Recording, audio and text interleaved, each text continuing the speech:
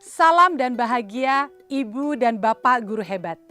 Di kesempatan ini kita akan mengulas materi yang berjudul Teori Konvergensi dan Pengaruh Pendidikan berdasarkan pemikiran Ki Hajar Dewantara.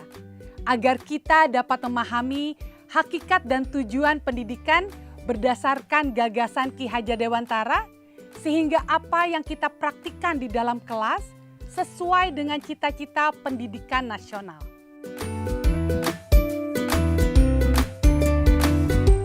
Setiap tahun SMP Kembang Putih mengirimkan murid kelas 8 mengikuti kompetisi karya teknologi. Salah satu murid yang mengikuti kompetisi yaitu Madia, karena ia mendapatkan peringkat kedua di kelasnya. Wali kelas tanpa ragu meminta dan mendaftarkannya mengikuti kompetisi tersebut. Madia pun mengiyakan dan terpaksa bersedia mengikutinya karena segan dan takut menyinggung guru wali kelasnya yang terus-menerus membujuknya. Meskipun awalnya ia tolak karena ia tidak ada minat mengikutinya. Padahal ia merasa tidak cocok dan tidak tertarik dengan kompetisi tersebut karena ia lebih suka dengan kesenian.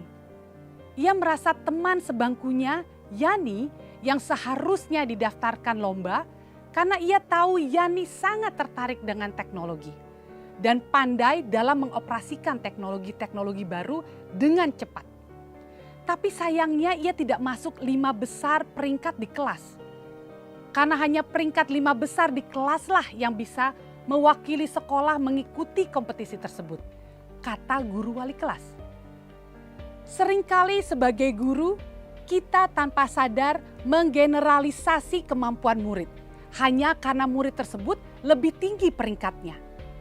Murid dianggap mau dan mampu akan semua hal seperti cerita Madia. Ibu dan Bapak guru, apakah betul kita sebagai pendidik lebih tahu apa yang diinginkan oleh murid? Teori konvergensi didasarkan atas 2 teori utama. Yang pertama, teori tabula rasa yang beranggapan bahwa kodrat anak ibarat kertas kosong yang dapat diisi dan ditulis oleh pendidik dengan pengetahuan dan wawasan yang diinginkan pendidik. Yang kedua, teori negatif yang beranggapan bahwa kodrat anak ibarat kertas yang sudah terisi penuh dengan berbagai macam coretan dan tulisan.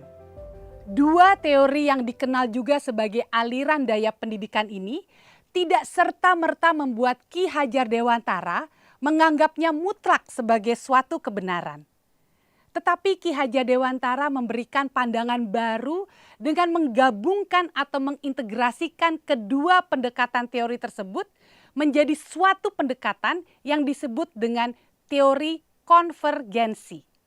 Ki Hajar Dewantara percaya bahwa kodrat manusia sebagai suatu kertas yang sudah terisi dengan tulisan-tulisan yang samar dan belum jelas arti dan maksudnya. Maka tugas pendidikan adalah membantu manusia atau individu untuk dapat menebalkan dan memperjelas arti dan maksud tulisan samar yang ada di kertas tersebut dengan tuntunan terbaik.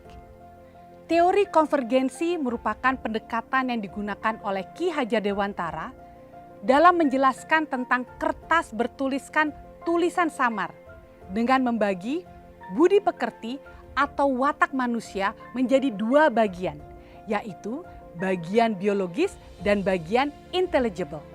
Rasa takut, rasa malu, rasa kecewa, rasa iri, rasa egoisme, rasa berani, dan segala yang berkaitan dengan perasaan dan jiwa manusia adalah bagian biologis yang tidak dapat berubah dan menetap pada individu sejak anak-anak hingga dewasa. Sementara kecakapan dan keterampilan pikiran, kemampuan menyerap pengetahuan adalah bagian intelligible yang dapat berubah karena pengaruh keadaan dan lingkungan, termasuk salah satunya pengaruh pendidikan. Sebagai contoh, murid terbiasa makan makanan yang mengandung bahan-bahan kurang sehat dan sudah menjadi suatu kebiasaan karena ketidaktahuan murid akan dampak perilaku tersebut. Padahal dapat mengakibatkan terganggunya sistem pencernaan. Setelah diberikan pengetahuan dan wawasan tentang makanan sehat dan zat aditif oleh guru, murid kemudian sadar dan merasa perilakunya selama ini dapat membahayakan kesehatan dirinya. Sehingga mereka lebih berhati-hati dalam memilih makanan yang akan dikonsumsi.